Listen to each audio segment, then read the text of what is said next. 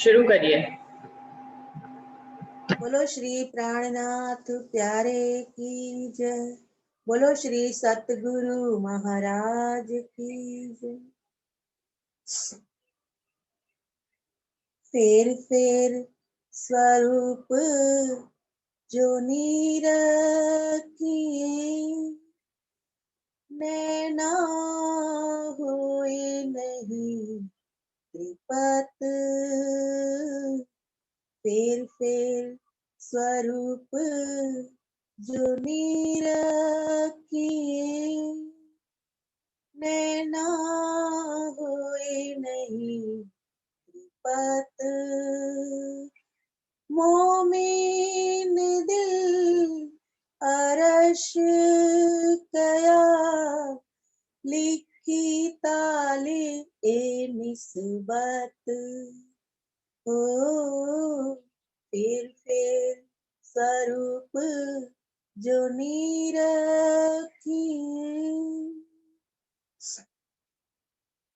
वर्णन किया हक सूरत का, हृदय क्या चाहे फिर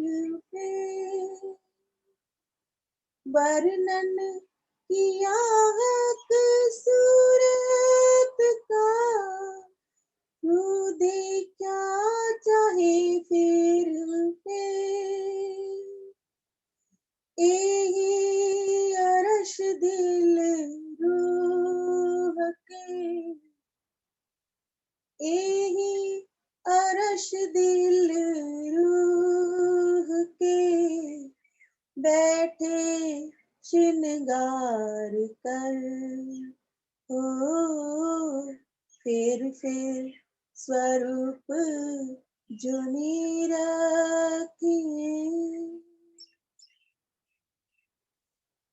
श्रृंगार किया सब दूल है, वस्त्र या भूखन। श्रृंगार किया सब दूल है, वस्त्र या भूखन। अब वक्त हुआ देखन का, अब वक्त हुआ देखन का, देखे रुके नैनन। फेर स्वरूप जो निरखिए, नैना होए नहीं त्रिपत। मोमिन दिल अरश कया, लिखी ताले ए निस्बत। ओ फेर स्वरूप जो निरखिए,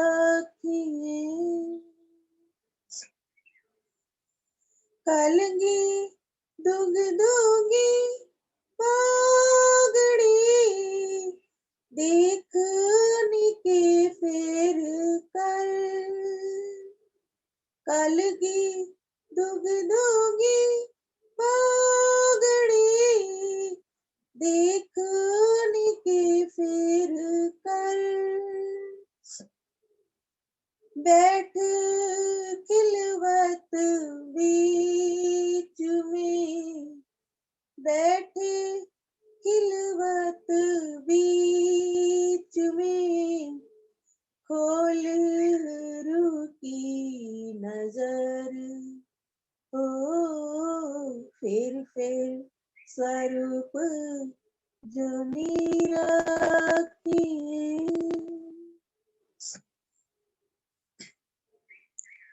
चारों जोड़े चरण के, ये जो अरश भूखन। चारों जोड़े चरण के, ये जो अरश लिए हृदय मिलई, लिए हृदय मिलई, आवत स्वरूप पूरन हो, फिर स्वरूप जो निरखिए,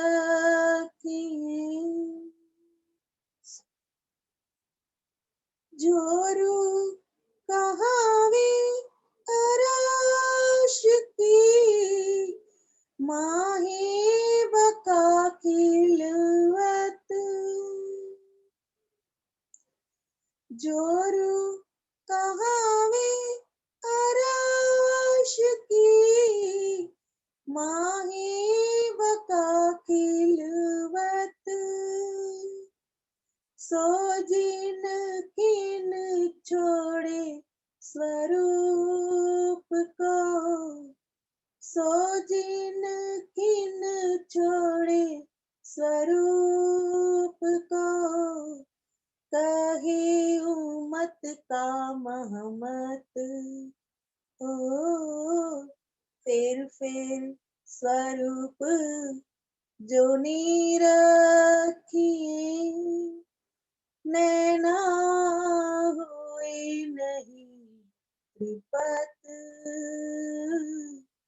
मोमिन दिल अरश कया, लिखी ताले ए निस्बत हो, फिर स्वरूप जो निरखिए, फिर स्वरूप जो निरखिए।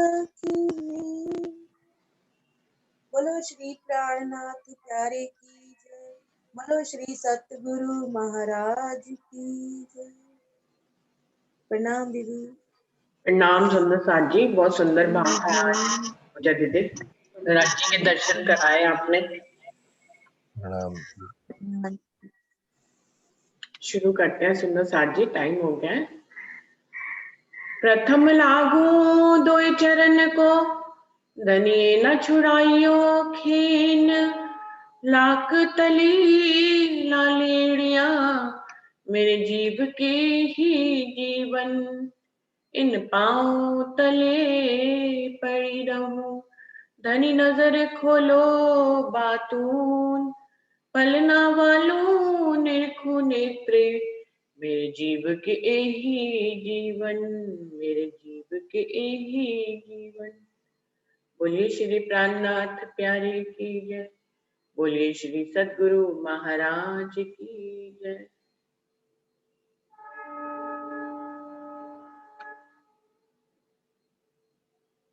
कलश हिंदुस्तानी के 20 प्रकरण हो गए सुंदर साथ जी, अभी 21वें प्रकरण पे आगे बढ़ रहे हैं, और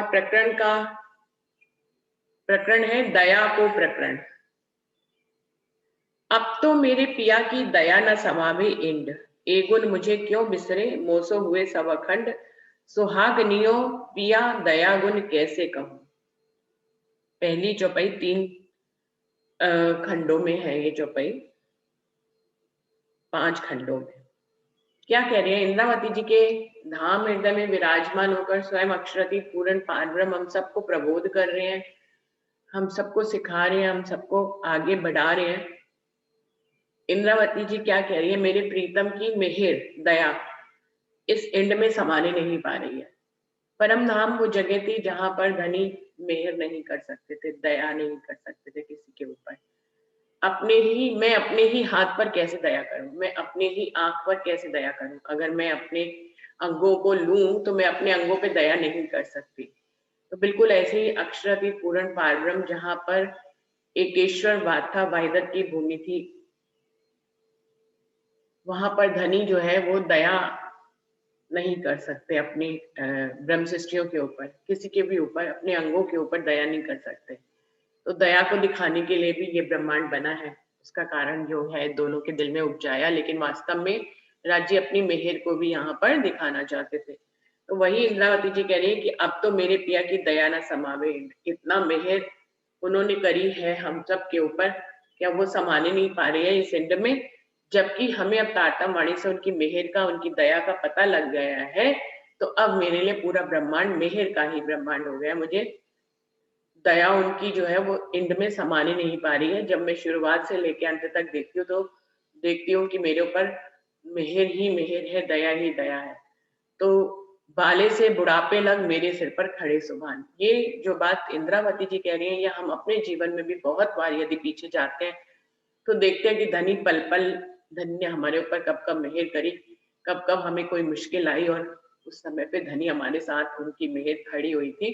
तो हम भी देख पाते हैं और हम भी इस चौपाई को बिल्कुल इंद्रावती की तरह ही कहेंगे कि अब तो मेरे पिया की दया ना समावे, कि उनकी मेहर जो है अब इस ब्रह्मांड में समा ही नहीं पा रही है, सीमा से आगे निकल गई है। एक गुण मुझे क्यों विसरे मोसो हुए सवाखंड, इंद्रावती जी कह रही है मैं धनी के गुणों को कैसे भुलाऊं, कि उन्होंने मुझे अपना स्वरूप दे दिया, उन्होंने मुझे राज्य बना दिया और फिर इस काल माया के ब्रह्मांड को मेरे माध्यम से अखंड करा दिया, शोभा सारी मुझे दे दी, जबकि करने कराने वाले सब धनी हैं, लेकिन उन्होंने आगे बढ़कर ये शोभा सारी मुझे दे दी है। तो कह रही मैं धनी के गुणों को भला कैसे भुला सकती हूँ, सुहागनियों पिया दया गुण कैसे कहूँ, हे मेरी परम धाम की साथियों सुहागनियों, मैं धनी की दया को, आपके दया के गुण को आपको कैसे कहूँ कि कोई शब्द ही नहीं है मेरे पास। अब गली में दया मिले सागर स्वरूपी खीर, दया सागर भरपूरन एक बूंद नहीं मिले नीर।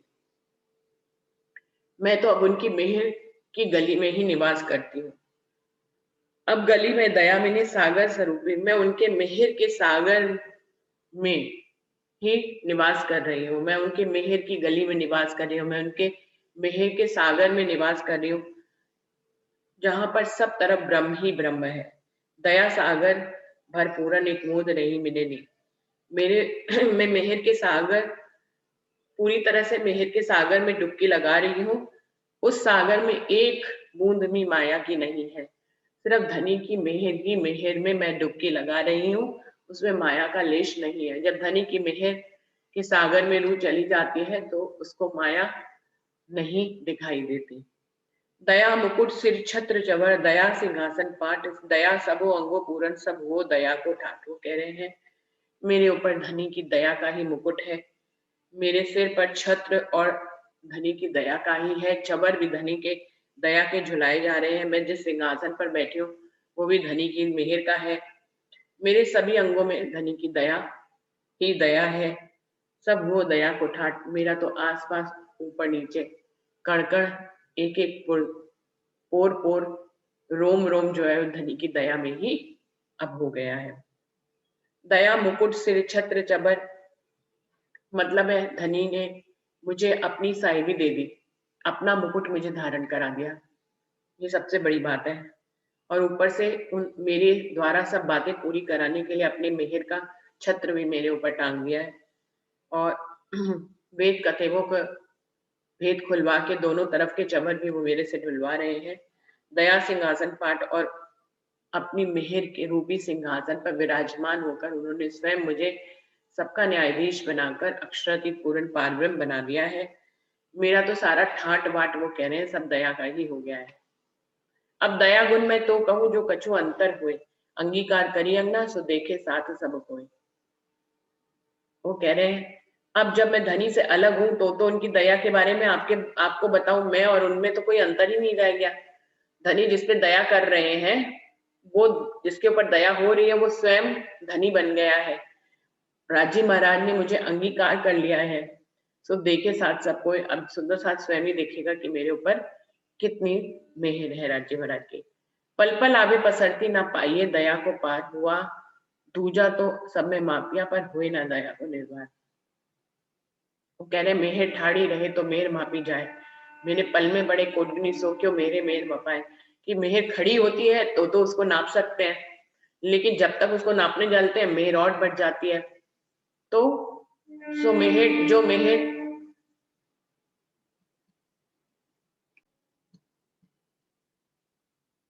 कह रहे हैं हर पल हर घड़ी ये मेहर बढ़ती ही जा रही है, इसका कोई पारावार नहीं है दया का। वो कह रहे हैं सब कुछ तो मैं इस दुनिया में माफ कर सकती हूँ, लेकिन दया का दया को नहीं माप सकती, क्योंकि वो खड़ी ही नहीं होती, हर पल बढ़ जाती है। एते दिन हम घर मिले गोप राखी सतजोत, अब बुध खेचे तरफ अपनी सो जाहिर सत हो। वो कह रहे हैं अभी तक तारतम वाणी को हमने अपने सुंदर साथ के बीच में ही बांटा, अपने घर के साथियों में ही ये गुप्त रखी सत्य की ज्योति, लेकिन अब जागृत बुद्धि जो है फैलने के लिए तत्पर हो गई है। अब ये सत्य की ज्योति पूरे ब्रह्मांड में फैल रही है। शब्द कोई कोई सत उठे, सो भी गए असत में मिल, सत असत काहू न सो दो रहे हिलमिल। वो कह रहे हैं अब तक ब्रह्मांड में बहुत कोई कोई, पहली बात तो स्वप्न की बुद्धि से लिखे गए सारे शास्त्र थे, कोई कोई जागृत बुद्धि से कोई सत्य की बात कही भी गई उनमें, तो वो भी असत्य में ही मिल गए, क्योंकि ज्यादा असत्य का ही विस्तार था। तो किसी को सुध ही नहीं रही, मतलब सत्य और असत्य, ब्रह्म और माया की किसी को अलग अलग सुध नहीं रही, दोनों ही हिल मिल के रह रहे थे। अब जो है जागृत बुद्धि के ज्ञान से माया ब्रह्म दोनों अलग अलग हो जाएंगे। अब दूर करूं असत को, जाहिर करूं सत्य ज्योत, गोप रही थी एते दिन सो अब होत उद्योत। वो कह रहे हैं अब मैं असत्य को दूर कर दूंगी और सत्य माया को दूर कर दूंगी और असत्य ब्रह्म को जाहिर कर दूंगी। वो एते दिन अभी तक जो छुपे हुए थे, अब वो जो है ज्योति उभर, प्रकाश जो है वो फैल रहा है। असत्य भी करना अखंड करके सत्य प्रकाश सदन सब समझाएंगे, करो तिमिर समनाश। वो कह रहे हैं क्योंकि सतत असत्य ब्रह्मांड को भी सत्य करना है, अखंड करना है, तो सत्य का प्रकाश तो फैलाना ही पड़ेगा। बिना सत्य के सत्य कैसे हो सकते हैं? वो सत्य होने के लिए, सत्य यानी कि अखंड होने के लिए भी सत्य का ज्ञान जरूरी है। आप असत्य होकर सत्य नहीं हो सकते। तो असत्य भी करना, अखंड करके सत्य प्रकाश सारी तरफ सत्य का, जागृत बुद्धि का ज्ञान फैलाकर ही सारे ब्रह्मांड को अखंड करना है। सबको सब तरह से अक्षरातीत पूर्ण पारब्रह्म के बारे में बताना है। इस प्रकार से सारी अज्ञानता का नाश करना है। संसार सारा भान के उड़ाऊ असत्य अंधेर, निज बुध उठ बैठी हुई गयो सो उल्टो फेर। वो कह रहे हैं आप सभी के मन के संशयों को खत्म कर दूंगी इस तारतम वाणी से, जिससे कि आपके अंदर का असत्य जो है, अंधकार जो है वो उड़ जाए। क्योंकि अब जागृत बुद्धि के साथ निज बुद्ध भी उठ के खड़ी बैठ गई है। निज बुद्ध उठ बैठी हुई, अब जागृत बुद्धि के साथ साथ निज बुद्ध का भी संग हो गया है, गयो से उल्टो फेर। अब तो ये अंधकार रूपी उल्टा फेरा अपने आप ही खत्म हो जाएगा और अक्षरातीत पूर्ण पारब्रह्म को सब पहचान कर अखंड में अखंड हो जाएंगे। अब फिर सब सीधा फेरे, सत आया समुद्रष्ट, पहचान भई प्रकाश से सुपन की जाहिर सृष्ट। अब तो सब लोग सीधे फेरे में आ जाएंगे, जो अभी तक उल्टे फेरे में चल रहे थे अब सीधे फेरे में आएंगे, क्योंकि अब तारतम वाणी और जागृत बुद्धि और निज बुद्धि के ज्ञान के प्रकाश में सबको सत्य की पहचान हो जाएगी। पहचान भई प्रकाश से, अब जबकि प्रकाश की पहचान हुई गई है, तो सुपने की दृष्टि जाहिर सृष्टि जो है वो सीधी राह पर चलने लग जाएगी। खेल देखा काल माया का, सो काल माया में मिल, अब देखो सुख जागनी होसी निर्मल दिल। वो कह रहे हैं काल माया का खेल हमने काल माया में मिलकर ही देखा, उसी में ही हम मिल गए और हमने देखा, लेकिन अब हम जागृत बुद्धि और निज बुद्धि के साथ मिलकर जागनी के सुख को देखेंगे, जिससे कि हर रूहों का दिल जो है वो निर्मल हो जाएगा। आवेश मुझ पे पिया को तिन भेली करूं सुहागिन, सब सुहागिन मिलके सुख लेसी मूल वतन। वो कह रहे हैं धनी का आवेश मेरे अंदर आया है, इंद्रावती जी कह रही है, उस आवेश से ही मैं सब परम धाम की ब्रह्म शिष्यों को इकट्ठा करूंगी और फिर हम सब मिलकर अखंड परम धाम के सुख लेंगे। विलास सब तब विद विद के होसी हरक अपार, करसी आनंद विनोद आवसी सकुंडल सकुमार। तब तरह तरह के विलास हम राज्य की सत्य को पहचान कर लेंगे, हमारे अंदर बहुत ही हर्ष और प्रेम होगा, हम अनेक प्रकार के आनंद और विनोद करेंगे और सकुंडल और सकुमार दोनों जागृत होकर हमारे साथ होंगे। सुंदर साथ जी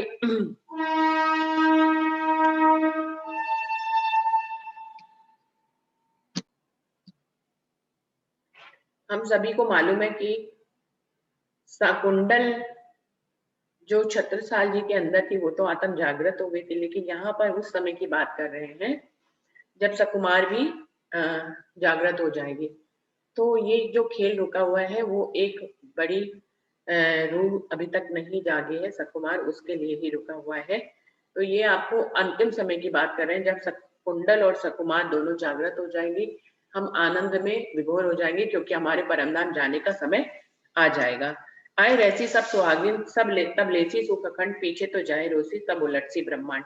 वो कह रहे हैं उस समय जब सकुंडल सकुमार भी आ जाएंगी, सभी सुहागिनियां आ जाएंगी, तब हम अखंड सुखों को लेंगे और फिर बाद में ये जो है असफील सुख होकेगा, पूरे ब्रह्मांड को तारतम्य मिल जाएगा और तब उलटसी ब्रह्मांड, तब ये ब्रह्मांड खत्म होकर योग माया के ब्रह्मांड में अखंड हो जाएगा। ये सब दया, धनी की दया का, दया से क्या क्या होने वाला है, क्या क्या अब तक हुआ है, उन सब के बारे में बताने कि ये सब कुछ धनी की मेहर से हुआ है। हिस्सा देऊं आवेश का सय्यन को, सब पर होसी मनोरथ पूरन, मिल हर्षे जागसी घर। इंद्रावती जी कह रही है मुझ पे धनी का आवेश आया है, मैं उस आवेश से सभी सखियों को अवगत कराकर उनकी सभी इच्छाएं पूरी कर दूंगी और सब हम फिर बड़े हर्ष और प्रेम के साथ अपने घर परम धाम में जागृत हो जाएंगे। सब साथ ना छोड़ू एकला, साथ मुझे छोड़े क्यों कहो, कया मेरा साथ ना लोपे, साथ कहे करूं मैं तो। मेरा और सुंदर साथ का इतना घनिष्ठ संबंध है कि मैं अब साथ को अकेला नहीं छोड़ सकती, और मुझे मालूम है मेरा सुंदर साथ भी मुझे अकेला कभी नहीं छोड़ेगा। मेरा कहा साथ नहीं कभी भी टालेगा, और मैं भी सुंदर साथ का कहा हुआ कभी भी टालने वाली नहीं हूँ। हम लोग दोनों ऐसे अरस परस हो गए इस मेहर से कि उन्हें मेरी पहचान हो गई और मुझे उनकी पहचान हो गई है। लेस है काल माया को बड़े साथ में बेकार, सो गालू शीतल लड्डो दे ताटम को भार। वो कह रहे मैं मानती हूँ कि सुंदर साथ के ऊपर काल माया का ब्रह्मांड का बहुत ही अमल है, सब विकारों में फंस गए हैं, लेकिन मैं अपनी शीतल नजरों यानी तारतम वाणी की शीतल नजरों से उनको जो है निर्मल कर दूंगी। इस तारतम रूपी साबुन से उनके विकारों को धोकर उनको निर्मल कर दूंगी। विकार काणु विदोगत बढ़ाए दया विस्तार, भानु भरम जिन तिन भांसो जो आल न आवे अकार। वो कह रहे हैं सभी विकारों को इस दया को बढ़ाकर, इस दया को अनंत बढ़ाती चली जाऊंगी और उनके विकारों को बड़ी विधि पूर्वक मैं खत्म कर दूंगी अपने सुंदर साथ के। उनके सारे मन के भ्रांत भ्रम और भ्रमों को, संशयों को खत्म कर दूंगी, जिससे कि वो धनी की तरह राह पकड़ने में जरा भी आलस नहीं करेंगे। सुख देऊ मूल वतन के कोई रच के भला रंग, मन वांछे मनोरथ देऊ सुख सबो अंग। उनको परम धाम के सुख दिखा दूंगी, उनके ऊपर मेहर का रंग चढ़ा दूंगी, उनके मन की सभी इच्छाओं को इस मेहर से पूरा कर दूंगी, उनके सभी अंगों में सुख ही सुख भर दूंगी, तो सभी जो है परम धाम के सुख लेने लग जाएंगे। मोह बड़े और लेस माया को निद्रा मूल विकार, सुध होए सब अंगों कर दूं तैसो विचार। वो कह रहे हैं माया का लेस मोह जो है वो बढ़ता जा रहा है, इस निद्रा के विकार जो है हमारे अंदर आ गए हैं, लेकिन अब मैं सभी के अंगों में जो है तारतम रूपी वाणी से सबको सुध दे दूंगी, जिससे कि सब सत्य का ही विचार करने लग जाएंगे। जो लो ना काढ़ो विकार तो लो क्यों करके जगाए, जागे बिना रास के किन निज सुख लिए न जाए। वो कह रहे हैं जब तक उनके विकार ही नहीं हटाएंगे तो वो कैसे जागेंगे। विकार निर्विकार होकर ही आत्म जागृत होती है। तो मैं अपनी धनी की मेहर से उनके विकारों को खत्म कर दूंगी, जिससे कि वो जागृत हो जाए, क्योंकि जागे बिना परम धाम के सुख नहीं ले सकता कोई भी। कि कोई भी ना तो रास के सुख ले सकता है, ना ब्रज के सुख ले सकता है, ना ही परम धाम के सुख ले सकता है, जब तक कोई रूह पूरी तरह से जागृत ना हो जाए और संशय रहित ना हो जाए। आमले उल्टे मुंह के और मुंह तो तिमर घोर, मैं घोर एक घोर रैन टालू या भी जो सब कोई कहे भयो घोर। ये जो मोह का अमल है चारों तरफ और सब तरफ मोह का ही अंधकार है, ये घोर अंधेरी रात्रि को मैं मेहर से टाल दूंगी, जिससे कि सभी के लिए उजाला हो जाए। गुण पक्ष अंग इंद्री उल्टे करत है सब जोर, तो सब टेढ़े टाल के कर दे सीधे दौड़। हमारे जो गुण पक्ष अंग इंद्री जो उल्टे चलते हैं और हमें माया की तरफ धकेलते हैं, इन सब टेढ़े गुण अंग इंद्रियों को सीधा कर दूंगी अपनी मेहर से, जिससे कि सब जो है सीधी राह पकड़ लें। अहंकार मंचित बुद्ध इत किया सब जेर, अब हारे सब जिताए के फेरू से उल्टे फेर। वो कह रहे हैं हमारे मन चित्त बुद्धि और अहंकार जो है वो सब जो है माया से हार चुके हैं, लेकिन अब इन सब हारों को मैं अपनी मेहर से जिता दूंगी, उल्टा कर दूंगी। फेरू से उल्टे फेर, जो उल्टी दिशा में चल रहे हैं गुण पक्ष मन चित्त बुद्ध अहंकार, उनको मैं सीधी दिशा में अक्षरातीत पूर्ण पारब्रह्म की तरफ लगा दूंगी। प्रकट सभी पिंड की सीधी करूं सन्मुख, दुख अग्नि डाल के देव से अखंड सुख। ये प्रकृति और पिंड और प्रकृति जो है उसको धनी के सन्मुख कर दूंगी। दुख अग्नि डाल के आपके अंदर जितने भी दुख हैं उन अग्नियों को मैं समाप्त कर दूंगी। दिखाऊं ते अखंड सुख, जब आपको अखंड सुखों में ले जाऊंगी तो दुख की अग्नियां आपके जो ब्रह्मांड में आपको चिपके हुई है वो अपने आप ही खत्म हो जाएंगे। जब अखंड सुख को कोई रूह देख लेती है तो उसको दुख नहीं लगते, उसको दुख तब तक लगते हैं क्योंकि वो अखंड सुख में अभी गई नहीं होती है। चोर चोर फेर करू बुलावे, सुख शीतल करू संसार, अंग में सबो आनंद होसी, हरक तुम्हें अपार। चोर फेर करू बुलावे, सुख शीतल करू संसार, ये जो सारी हमारी गुणंग इंद्रियां हैं जो हमारी चोर बनी हुई हैं और हमें अक्षरातीत के मार्ग से भटकाती हैं, उनको अब मैं अखंड सुख दूंगी, जिससे कि पूरा संसार ही शीतल हो जाएगा, सभी के अंगों में आनंद ही आनंद आ जाएगा और तब तुम्हें बहुत ही हर्ष होगा, अपार हर्ष होगा। कोई दिन सात मोह के जल में लहर बिना पछताने, कहे मावती प्यारी मोहे वासना, ना सहु मुख करमाने। कोई दिन तो सुंदर साथ जो है इस मोह के जल में झूल रहे हैं, बिना लहर के ही इस भव सागर में वो डूबे चले जा रहे हैं, कहे महामती प्यारी मोहे वासना, लेकिन महामती जी कह रही है मुझे परम धाम की रूहें बहुत प्यारी हैं, ना सहु मुख करमाने, में उनके मुरझाए हुए मुख नहीं देख सकते, वो जो इस माया रूपी सागर में डूबते जा रहे हैं, मैं उनको अपनी धनी की मेहर से इस भव सागर से पार करके, इससे पार निकाल कर उनको अपनी वासनाएं जो मुझे प्यारी है उनको परमधाम की राह पर ले चलूंगी और अखंड सुख दूंगी, जिससे कि उनके मुरझाए हुए मुख अपने आप से ही खिले हुए मुख बन जाए। तो प्रकरण 21 यहाँ पे समाप्त होता है। अगला प्रकरण है हासी का प्रकरण। सुंदर साथ जी, हम सब इस ब्रह्मांड में आए हैं, यहाँ पर हम जो भी लीला कर रहे हैं धनी के हुक्म से, उसमें हम पहले भूलते हैं, फिर हम जागते हैं, फिर हम भूलते हैं, फिर हम जागते हैं। तो यहाँ जो कुछ भी लीला कर रहे हैं उसका हंसी का प्रसंग जो है वो परम धाम में हमारे सब लोगों के सामने होगा। तो ये क्या है, हंसी का प्रकरण। वो कह रहे हैं अब तुम्हें बताता हूँ कि हंसी कैसे होगी। मेरे साथ संबंधी चेतियो, ए हंसी का है ठोर, पियो वतन आप भूल के कहाँ देखा तो और। वो कह रहे हैं हे मेरे परमधाम के साथी, इंद्रावती जी कह रही है आप लोग चेतन हो जाओ, जागृत हो जाओ, क्योंकि ये जो ब्रह्मांड है ये हंसी का ही ठिकाना है। यहाँ पर हम हजारों गलतियां करेंगे और हमारी हंसी होएगी। पीयू वतन आप भूल के कहाँ देखा तो और, हम जो अपने प्रीतम और उनके अखंड परमधाम को भूल गए हैं और हम कहीं और देख रहे हैं। तो यही सबसे बड़ी हंसी है। परमधाम की रूहें जो कि कह के आई थी कि वो परमधाम को कभी नहीं भूलेंगे, वो ना तो परमधाम को भूलेंगी, ना पिया को भूलेंगी और ना ही अपने प्रेम को खोएंगी। तो वो कह रहे हैं यही सबसे बड़ी हंसी है। ये जो हंसी का ठिकाना है, यहाँ पर हमने क्या किया, हम अपने वतन को भूल गए, हम अपने धनी को भूल गए, अपने इश्क को भूल गए और माया में डूब गए। तो यही कहते हैं मेरे साथ संबंधी चेतियों, हे मेरे परमधाम के साथियों, चेतन हो जाओ, ये हंसी का ठौर है, क्योंकि जिस भूमि पर हम आए हैं ये हंसी करने का ठिकाना है। पीयू वतन आप भूल के कहाँ देखा तो और, हम सब अपने प्रीतम और अपने वतन को भूलकर हम इस दुनिया में क्या देख रहे हैं। साथ ही तुमको उपजा खेल देखन का ख्याल, जाको मूल नहीं बांधे ने हंसी का है हवाल। वो कह रहे हैं सुंदर साथ जी, माना कि धनी ने हमारे दिल में उपजाया, लेकिन हमने खेल देखने का ख्याल परमधाम में ही मांगा। अब हम इस ब्रह्मांड में आ गए। अब इस ब्रह्मांड को तो स्वप्नवत कहा गया है, ये स्वप्न का ब्रह्मांड है, इसका कोई मूल ही नहीं है और इसने ही हमें बांध लिया। जो कुछ है ही नहीं उसने जो सब कुछ है उसको बांध लिया। तो ये हंसी ही तो हो रही है, यानी कि जो कुछ नहीं है हम सब कुछ है, हम ही सत्य हैं, हम ही अखंड हैं, हम ही चेतन है, हमारे अलावा सब स्वप्नवत है।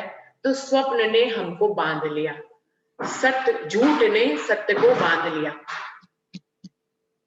झूठ ने सत्य को बांध लिया। ये सबसे बड़ी हंसी यहाँ पर हम लोगों के साथ हो गई। या को मूल नहीं बांधे थे न हंसी का है हवाल। जो कुछ नहीं है, स्वप्न है, जिसका कुछ मूल नहीं होता है, उसने सत्य रूहों को अपने में बांध लिया, भरमा लिया। हम इस स्वप्ने को सत्य समझ बैठे और अपने सत्यपन को भूल गए, अपने सत्य परमधाम को भूल गए, राज्य को भूल गए। ये सबसे बड़ी हंसी हमारी यहाँ पर हो गई। मांग्या खेल विनोद का तिन फेरे तुम्हारे मन, सो सब तुमको विसरे जो कहे मूल वचन। वो कह रहे हैं तुमने तो बड़ा हंसी खुशी वाला खेल मांगा था धनी से, उसी खेल में आकर तुम्हारे मन को उसने खेल ने बांध लिया। अब तुमको सब कुछ भूल गया, जो परमधाम में तुमने मूल वचन कहे थे कि ना हम तुम्हें भूलेंगे, ना हम अपने वतन को भूलेंगे, ना हम अपने इश्क को भूलेंगे, ना हम आपस में एक दूसरे को भूलेंगे। जो कहे मूल वचन, जो मूल वचन कहे थे वो सब यहाँ पर हमें बिसर गए हैं। गूंथो जाली डोरी बिना आप बांधन दो अंग, अंग बिना तलपतो ऐसे खेल के रंग। कह रहे हैं अब आप देखिए, गूंथो जाली डोरी बिना, बिना रस्सी के ही हम इस माया रूपी जाली में बने हुए हैं। ये जो हमारे संबंध है, हमारा विवाह हुआ, हमारे बच्चे पैदा हुए, हमारा परिवार बन गया, हमारे माता पिता हो गए, सास ससुर हो गए, ये सब जालियां हमने स्वयं ही बांध ली। जैसे मकड़ी अपने जाले में स्वयं फंस जाती है, वैसे ही हम इन जालियों में खुद ही फंस गए। जबकि हमें इन संबंधों में किसने बांधा है? इस झूठे स्वप्नवत संसार में हमने झूठी शादी कर ली, इस झूठे स्वप्नवत संसार में हमने झूठे रिश्तेदार बना लिए। तो क्या कह रहे हैं, गूंथो जाली डोरी बिना, हमने जो है ये संबंधों की ऐसी जाली बिना डोरी के ही बांध ली। स्वप्न कुछ होता ही नहीं, उसमें स्वप्न में सारे स्वांग रचा लिए। आप बांधत तो अंग, और स्वयं ही अपने अंगों से उसमें बंध गए उस जाली में। अंग बिना तलफत हूँ ऐसे खेल के रंग। और अब हमारा अंग तो, असल अंग तो परात्म जो है वो परम धाम में है, यहाँ हमारा कोई अंग ही नहीं है। जो अंग है वो झूठा है। तो ऐसे झूठे अंग अंग में ही हम तड़फ रहे हैं, जबकि हमारा असल अंग है ही नहीं। ऐसे खेल के रंग, ऐसा ये उल्टा संसार है, इसमें सब कुछ हमें ऐसे दिखाई दे रहा है। यही सबसे बड़ी हंसी है कि हम बिना डोरी के ही जालियां गूंथ रहे हैं, उस जाली में खुद को फंसा रहे हैं, और फिर अपने अंग है नहीं फिर भी हम तड़प रहे हैं। हमारा जब असल अंग यहाँ है ही नहीं, तो सपने वाले अंग में क्या दुख लगता है? कुछ भी नहीं लगता है। ऐसा इस खेल का रंग है। आप बंधाने आप सो इन कोहेड़े अंधेर, अमल चढ़िया जानो जहर का फिरत वाही में फेर। हम स्वयं ही बंध रहे हैं अपने रिश्तों में। आप बंधाने आप सो, हम अपने स्वप्नबद्ध तन से स्वयं ही बंधे जा रहे हैं। इन कोहेड़े अंधेर, इस प्रकार से अंधकार का कोहेड़ा चारों तरफ फैला हुआ है। अमल चढ़िया जानो जहर का, ऐसे लगता है हमारे ऊपर इस जहर का ही अमल चढ़ गया है। फिरत वाही में फिर, उस झूठे जहर के अमल में हम जो है घूमते जा रहे हैं, घूमते जा रहे हैं, और स्वयं ही अपने झूठे अंगों से बंधते चले जा रहे हैं। चाहे हमारा स्वप्नवत तन हो या हमारे रिश्तेदारों का स्वप्नवत तन हो, हम उसमें स्वयं ही बंधते चले जा रहे हैं। अमल चढ़िया क्यों जानिए, कोई फिसले कोई गिरे, कोई मिने जाग के कर पकड़ सीढ़ी चढ़े। वो कह रहे हैं अमल कैसे जानेंगे कि हमारे ऊपर जहर का अमल चढ़ा हुआ है। कोई फिसले कोई गिरे, कोई फिसल रही है रूह और कोई गिर रही है रूह, कोई मिने जाग के कर पकड़ सीढ़ी चढ़े, और कोई उनमें से जाग कर जो है अपने झूठे अंगों हाथों से सीढ़ी को पकड़कर उसके ऊपर चढ़ी चली जा रही है। इसको कैसे घटाएंगे सुंदर साथ जी? अमल चढ़िया क्यों जाने, कोई फिसले कोई गिरे।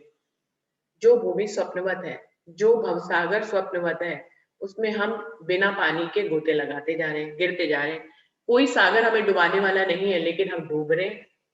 हम माया रूपी सागर में डूबे जा रहे हैं, जबकि ये कोई सागर ही नहीं है, ये तो स्वप्नवत है। तो इसमें कोई फिसल रहा है, कोई गिर रहा है,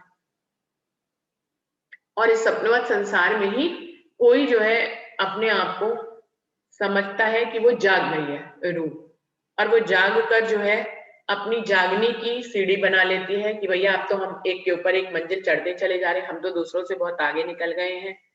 कर पकड़ सीढ़ी चढ़े, और अपने झूठे हाथों से ही उस सीढ़ी को पकड़कर उसके ऊपर चढ़ती चली जा रही है। तो यहाँ पर जो वो कह रहे हैं, जो हम जागृत होते हैं वो भी हम स्वप्न में जागृत हो रहे हैं, अभी भी परम धाम में जागृत नहीं हो रहे हैं। तो स्वप्न में जागृत होना कितना महत्वपूर्ण है। स्वप्न में जागृत होना है, लेकिन हमें पता है कि स्वप्न में जागृत अवस्था भी स्वप्नवत होती ही है। हम यहाँ कितना भी जाग जाएं, तो भी हमारे अंदर से माया का पुट बना रहता है। इसीलिए सुंदर साथ जी हम सब में संशय रहता है कि हम रोज वाणी मंथन करते हैं, हम जाग गए हैं, कोई ऐसी बात नहीं है जो अक्षरातीत के दिल के हमें नहीं पता है, फिर भी हम इस स्वप्न में हैं। हम कोई परातम में थोड़ी ना जाग गए हैं, हम मूल परम धाम में थोड़ी ना जाग गए हैं। तो माया का अमल तो जिस धरती पे बैठे उसे माया का अमल है, इसलिए जाग जाग कर भी हमें यही लगता है कि हम स्वप्न में ही जागे। असल में जागृत होना एक अलग बात है, स्वप्न में जागृत होना स्वप्न जैसा है। जैसे कि कोई फिल्म बनती है, उसमें किसी हीरो को बहुत समझदार दिखाया जाता है, बहुत पढ़ा लिखा दिखाया जाता है, लेकिन वो पढ़ाई लिखाई जो उसने स्वप्न में की होती है, उसके असल स्वरूप में वो पढ़ाई लिखाई किसी काम की नहीं होती है, क्योंकि वो स्वप्न में उसने पढ़ाई की हुई होती है। असल में तो, असल स्वरूप में तो जब वो जागृत होगी तो उसको किसी पढ़ाई लड़ाई की जरूरत ही नहीं है। बिल्कुल वही बात कह रहे हैं कि इस ब्रह्मांड में भी हम सब जो जागृत हो जाते हैं, वो भी स्वप्न की जागृत अवस्था है। तारतम वाणी से हम सारी बातें जान जाते हैं, हम जाग जाते हैं और हम सीढ़ियां चढ़ने लग जाते हैं, लेकिन ये भी सब कुछ स्वप्नवत है। इसीलिए हम सभी को जाग जाग कर भी ये लगता है, ये इस भूमि की तासीर के कारण कि हम नहीं जागे हैं। एक गिरे पगती बिना वाको दूजी, पकड़े कर सो खाए दोनों गढ़थले, ये हांसी है यहाँ पर। वो कह रहे यहाँ पर एक रूह जो है वो सीढ़ियों से नीचे गिर जाती है, दूसरी उसको पकड़ने जाती है और दोनों फिर से गड़थड़े खा के गिर जाती हैं। ये सबसे बड़ी हंसी है। इस भाव को कैसे दर्शाया गया है कि एक जो है अपने आप को ज्ञानी ज्ञानी ध्यानी बनती है, वो आगे बढ़ती है, लेकिन थोड़ी ही देर में वो फिर गिर जाती है। उसको दूसरी ज्ञानी सखी जो है वो पकड़ने जाती है और अपने सांत्वना भरे वचनों से, परम नाम की जागृत बुद्धि के ज्ञान से उसको जगाती है। लेकिन दोनों ही एक समय ऐसा आता है, क्योंकि भूमि इस तासीर की ऐसी है कि ये स्वप्नवत ब्रह्मांड है, इससे वो खुद को बाहर नहीं निकल पाती है। तो जो एक जो गिरी है उसको जो दूसरी उठा रही है तो दोनों ही इस काल माया के ब्रह्मांड में, दोनों इससे आगे तो नहीं निकले ना। चाहे कोई जना जो है वो सुन रहा है, चाहे कोई जना सुना रहा है तो दोनों काल माया के ब्रह्मांड में। ये जो आज हम सब की बातें सुनते हैं, इतनी सारी मीटिंग्स और इतने सारे बैठकें चल रही हैं, इन सब में कोई सुनने वाला है, कोई सुनाने वाला है। सुनने वाला खुद को पीछे समझता है, सुनाने वाला खुद को आगे समझने का भूल करता है, लेकिन दोनों ही स्वप्नवत संसार में है। ये बात ऐसे घट रही है कि दोनों ही इस स्वप्नवत संसार में, दोनों में से किसी ने भी इस स्वप्न के संसार को छोड़ा नहीं है। सो खाए दोनों गड़खड़े, ए हांसी है यहाँ पर। इस तरह की यह हांसी यहाँ पर हो रही है। एक पड़ी जिमी जान के वाको दूजी उठावन जात, उलट पड़ी सोल्टी, एक खेल है या बात। एक जो है अपने आप को अनजान समझकर जमीन पर गिर जाती है कि मुझे तो कुछ नहीं आता। ऐसा सभी सुना, अरे आप लोग तो बहुत आगे हो, मैं तो बहुत पीछे हूँ। तो वो जो है खुद को पीछे समझने वाली जो है जमीन पर गिरी रहती है, और दूसरी जो जिसको आगे कहा जाता है वो जाकर उसको उठाने जाती है। उलट पड़ी से उल्टी, लेकिन वो भी जब उठाती है तो उसको पता लगता है कि वो भी इस काल माया के ब्रह्मांड में ही है। उसने कौन सा स्वप्न की धरती को छोड़ दिया है। उलट पड़ी से उल्टी, दोनों ही उल्टी हो जाती हैं, एक खेल है या बात।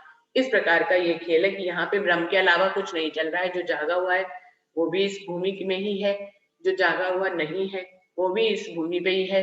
दोनों की स्टेज में क्या अंतर है, कौन आगे है कौन पीछे है। सुंदर साथ जी, ये हांसी का प्रकरण इस बात को बिल्कुल अच्छी तरह से दर्शा रहा है कि कोई कितना भी आगे निकल जाए, इस काल माया के ब्रह्मांड को पार नहीं कर पाता है। जो आगे ही नहीं निकला और कह रहा मैं तो पीछे ही हूँ, उसने तो छोड़ा ही नहीं है काल माया का ब्रह्मांड। लेकिन जो आगे समझ रहा है, जिसको लोग आगे समझ रहे हैं, उसने भी काल माया का ब्रह्मांड नहीं छोड़ा है। यही सबसे बड़ी हंसी है कि कोई द्वैत की दुनिया में कोई आगे कोई पीछे चल रहा है, लेकिन सब इस काल माया के ब्रह्मांड में ही है।